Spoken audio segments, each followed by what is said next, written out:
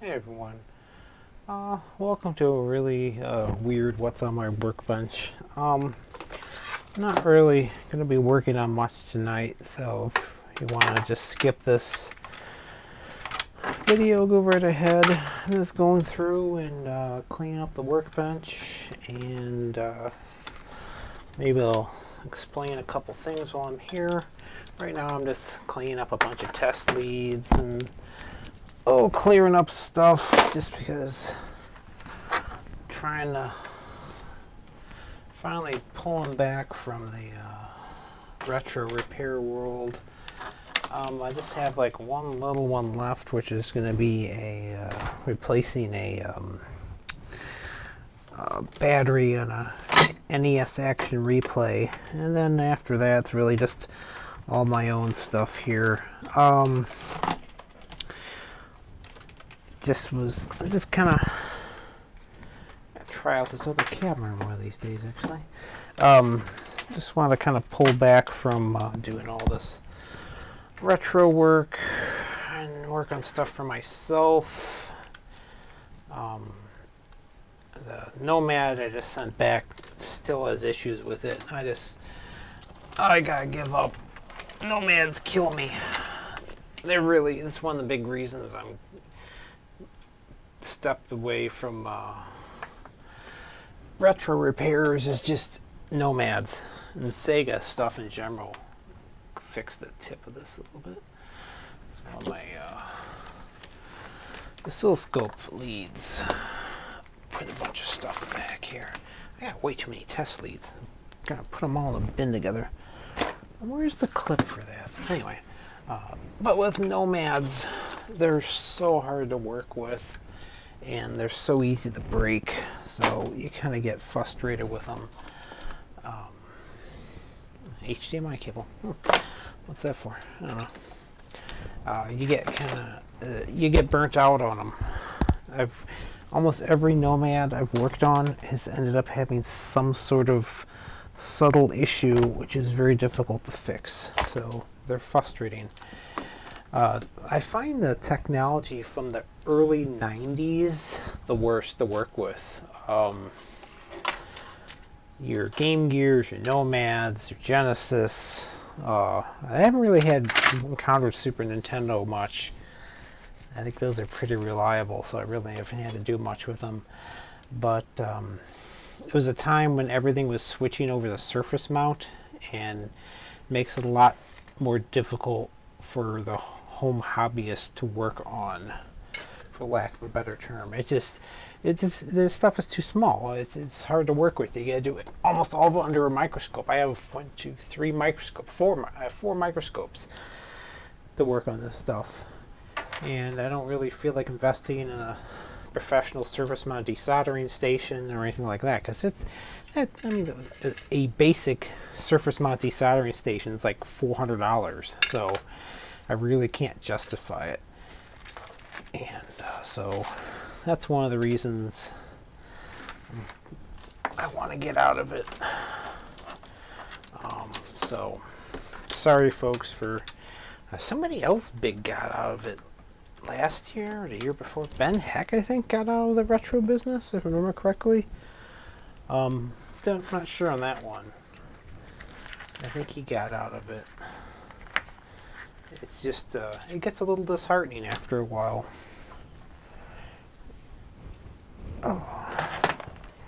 There's a lot of really poorly documented stuff, and okay, where is it? Alright. This is my trusty 2-channel. Picked this up, I think, about a year ago, maybe a little longer.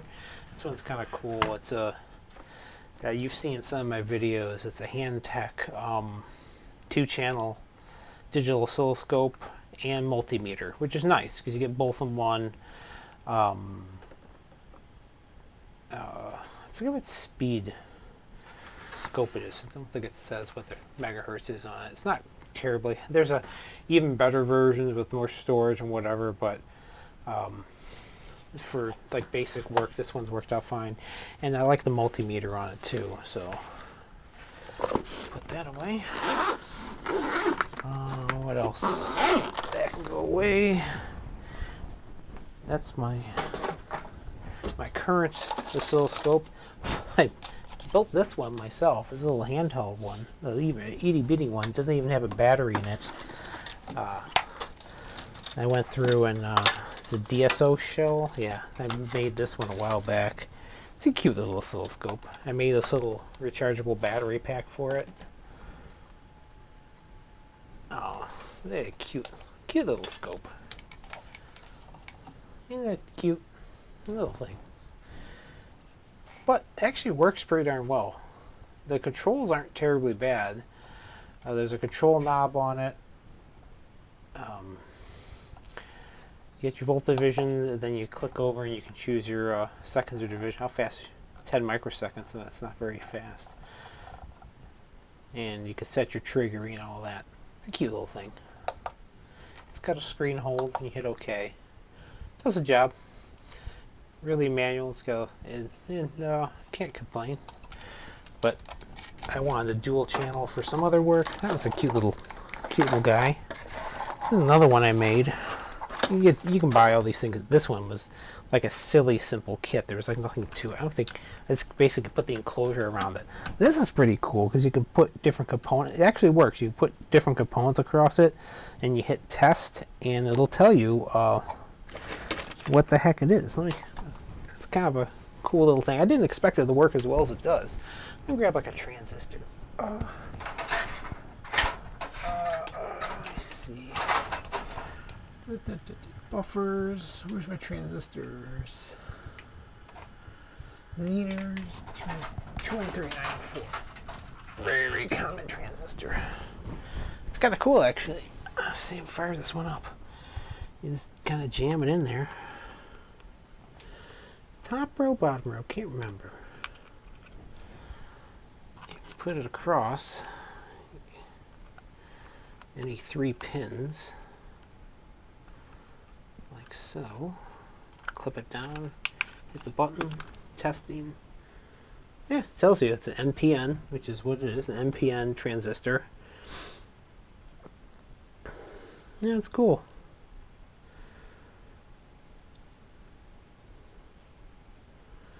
It tells me my collectors on 1, my bases on 2, and my emitters on 3.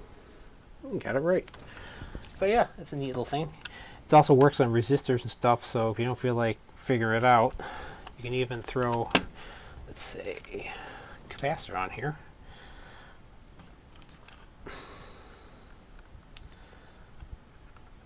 It's just a regular old electrolytic. Battery's getting low. Yep.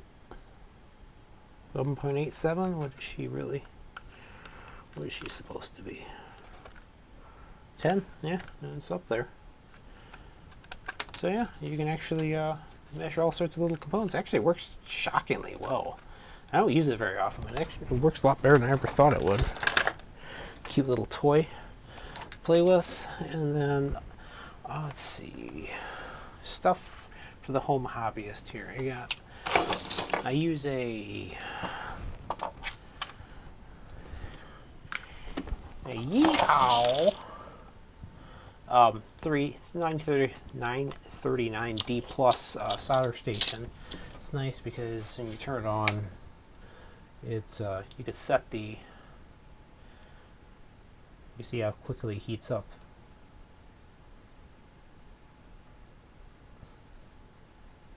You get the full tip temperature. You can see in less than about 15 seconds, which is cool. I like that. It's almost up to temp. See, it's pretty darn fast. There you go. And you just turn the knob, you can set your temperature. It works great. And this is a style of iron I prefer.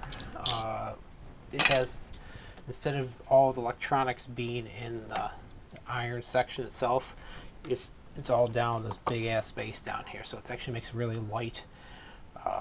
Solder, almost like a solder pencil, and it takes your standard Heiko, which is like the industry standard tips on it. So if you have a bunch of Heiko tips, you can throw it in there. Anyone who works in electronics knows who Heiko is, because that's what almost everyone uses, is Heikos. Everywhere I've worked, I've used Heikos, and there's one other brand, I can't remember off the top of my head. That's fairly common, but Heikos seem to be about the most common. Penguin power. I'm a Linux user. I've been using it since 99? Yeah, 22 years now. Long time. Linux user. All my videos I've made have all been on a Linux machine. I have... Well, I got too many computers down here. I've got my workshop computer, which is an old i7 Zotac.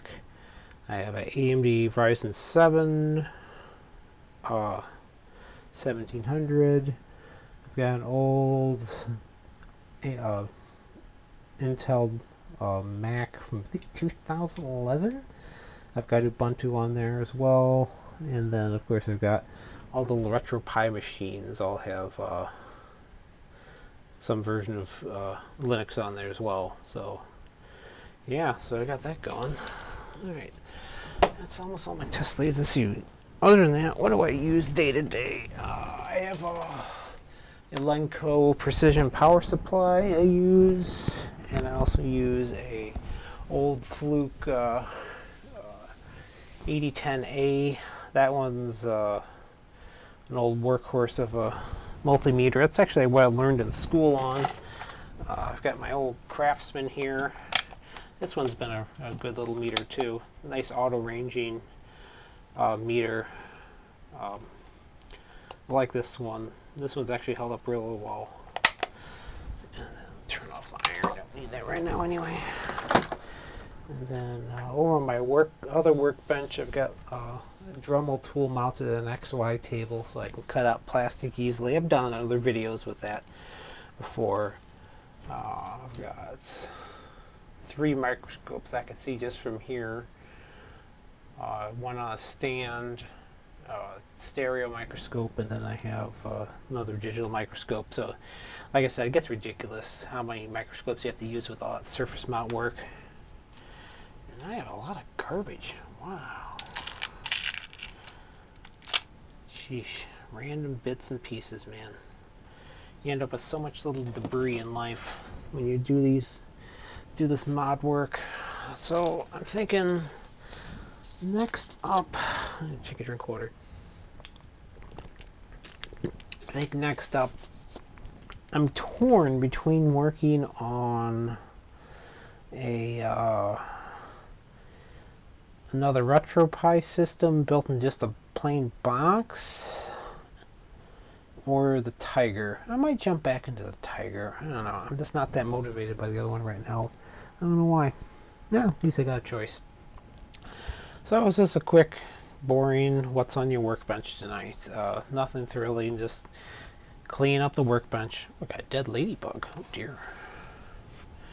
I get ladybugs in winter around here for some reason. Little bastards getting everything. But yeah, just cleaning up a little bit, setting things up, straightening things. I still got to clean this bench more. It's still a mess. I got too many little bits of wire and clippings. And where the hell's my broom? Oh, this is the boring part you never get to see in other tech videos. All the crap you gotta do afterwards, after you're done doing all the relatively exciting stuff. But yeah, that's all sorts of little bits and pieces. Oh, here's the beloved header pins of Doom. I thought that was my main problem on the Nomad. Apparently the Nomad's got other issues. I give up on it though. It's got me beat. No mas. But yeah, I think tomorrow night I'm gonna go and start working on maybe the Tiger.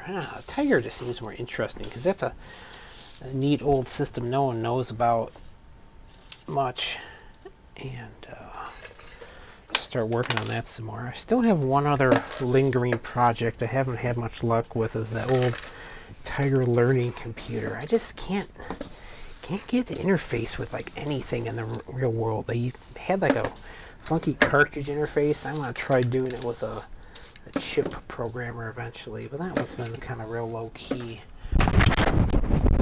for now. Who knows? But I did get. I'll show that off some other night. That's one of the pieces of it there actually. But yeah, that's another one I've been working on. But that one's been. It's such a weird, rare system with like virtually no documentation. It makes it kind of hard.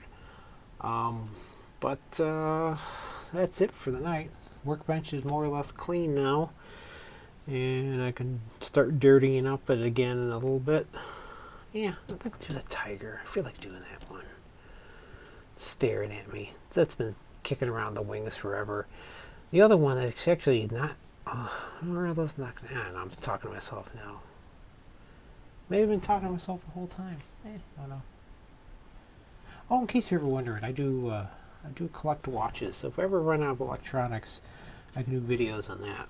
This one's a neat one. It's a Seagull, Chinese-made watch, in a good way. It's a mechanical chronograph, kind of cool. But yeah, I can't think of anything else to talk about tonight. Yeah, I gotta clean up one other workbench and go from there. Thanks for watching.